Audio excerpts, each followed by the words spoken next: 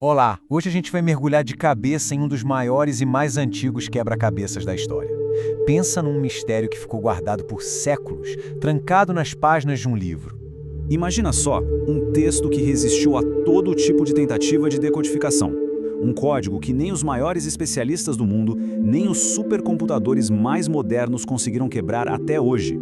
Pois é, essa é a história. A gente está falando de um enigma de mais de 600 anos, escrito numa língua que, bem, a gente nem sabe se é uma língua de verdade. Então, bora investigar isso. Este aqui é o famoso manuscrito Voynich. O mistério principal dele é, ao mesmo tempo, simples de explicar e incrivelmente difícil de resolver. Simplesmente ninguém consegue ler o que está escrito ali. Olha só, são 240 páginas de pergaminho cheias de ilustrações muito, mas muito bizarras. Tem desenhos de plantas que ninguém nunca viu na vida, diagramas do céu que não fazem o menor sentido e umas figuras humanas em cenas bem enigmáticas. E o texto? O texto, esse é o grande X da questão. Ok, se não dá para ler as palavras, que tal ler o objeto em si? Foi essa a ideia dos pesquisadores. Vamos analisar o livro como se ele fosse uma pista. O que as características físicas dele podem nos contar sobre sua origem?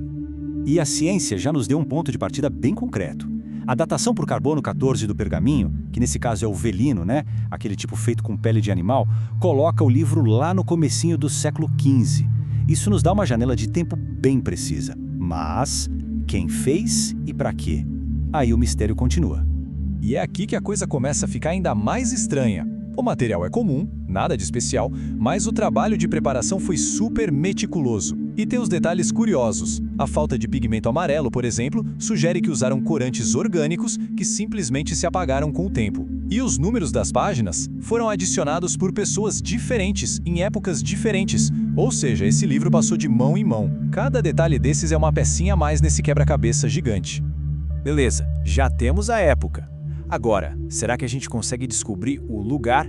Para tentar responder isso, o foco vai para as ilustrações e para as poucas anotações legíveis que tem nas margens. A caçada pela origem do manuscrito começa agora.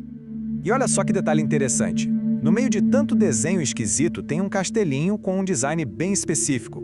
Repara no topo das muralhas, nesse formato de rabo de andorinha. Isso é uma assinatura da arquitetura do norte da Itália lá no século XV. Opa! Uma pista de ouro, certo? Bom, Não tão rápido. A pista do castelo parecia ótima, mas quando a gente olha a opinião dos especialistas, vira uma confusão danada. Um diz que é da Espanha, depois muda para a Alemanha, outro crava que é alemão, tem quem defenda a Itália por causa do castelo e outros que falam Europa Central para não se comprometer. Cada um olha para o mesmo livro e vê uma coisa. O debate continua pegando fogo. E as poucas palavras que dá para ler só complicam tudo. Tem uma anotação que parece ser uma mistura de alemão, um latim meio falso e a própria escrita do livro. E os nomes dos meses nos diagramas do zodíaco estão em francês. É como se o livro fosse um mochileiro que viajou pela Europa, coletando anotações em várias línguas e deixando sua origem ainda mais obscura. Certo, agora vamos para o coração do enigma, o texto em si. O que é isso afinal? É uma língua perdida que ninguém mais fala? Um código super complexo? Ou será que é a fraude mais bem elaborada da história? então, a análise estatística do texto revelou uma coisa fascinante.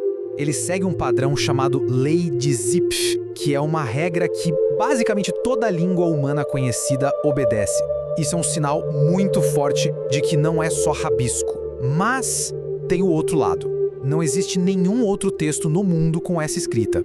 E alguns dizem que o tamanho das palavras parece meio aleatório. Será que foi só um espertalhão querendo impressionar algum nobre rico? As evidências apontam para os dois lados. Com esse monte de contradição, não é de se espantar que o manuscrito Voynich tenha virado um prato cheio para todo tipo de teoria, né? Tem das mais sérias e acadêmicas até as mais, digamos, criativas. Essa aqui é uma das teorias mais pé no chão. Pensa bem, um médico ou um estudioso de ervas do século XV, o conhecimento dele era tudo. Então, faria todo sentido criar um código para proteger suas receitas e descobertas, seja da concorrência ou até da perseguição da igreja. E claro, como as plantas e as constelações não batem com nada que a gente conhece, a imaginação vai longe. Tem gente que se pergunta, e se esse livro não for deste mundo? E se veio, sei lá, de outra dimensão? Outras teorias vão por um caminho mais cultural. analisando não o que está no livro, mas o que não está. A ausência de certos símbolos, como a estrela de 5 pontas, por exemplo, levantou a hipótese de uma possível origem judaica, onde esse tipo de imagem poderia ser evitado em alguns contextos. E aí? Bom, as teorias podem ficar bem filosóficas. Essa aqui sugere que o livro não descreve coisas que existem, mas seria um tipo de catálogo de coisas criadas pela própria força do pensamento. É uma ideia super complexa que só mostra como esse manuscrito mexe com a cabeça das pessoas.